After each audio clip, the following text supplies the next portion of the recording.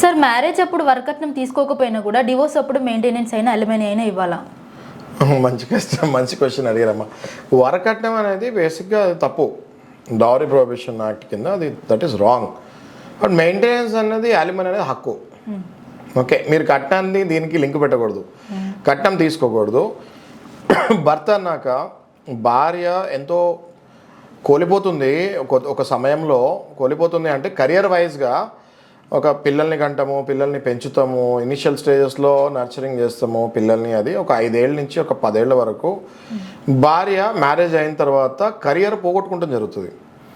కాబట్టి భర్తకి ఎప్పుడు భార్య అంటే బాధ్యత, గౌరవము, ఇవి బాధ్యత మెయిన్. గౌరవం కూడా ఉండాలి, బాధ్యతతో కూడిన గౌరవం ఖచ్చితంగా ఆ భార్య మీద ఉండాలి. That's a rule. అది న్యాచురల్గా మనకు కూడా అనిపించట్లేదా? భార్య ఎంతో కోల్పోతుంది పెళ్ళైన తర్వాత కెరియర్ ప్రకారం. అందుకని మెయింటెనెన్స్ అన్నది, యాలిమనీ అన్నది ఆ భార్య అడుగుతుంది. ఎందుకంటే ఆలో పిల్లలు కూడా పుడతారు కాబట్టి ఆ పిల్లలు కూడా ఆ భర్త పిల్లలే కదా. కాబట్టి ఆ భర్తకు కూడా బాధ్యత ఉంటుంది కదా పిల్లల మీద. కాబట్టి కట్నంకి సంబంధం లేకుండా మెయింటెనెన్స్ అన్నది, యాలిమనీ అన్నది అది భార్య యొక్క హక్కు, గొడవ పడితే మాత్రం.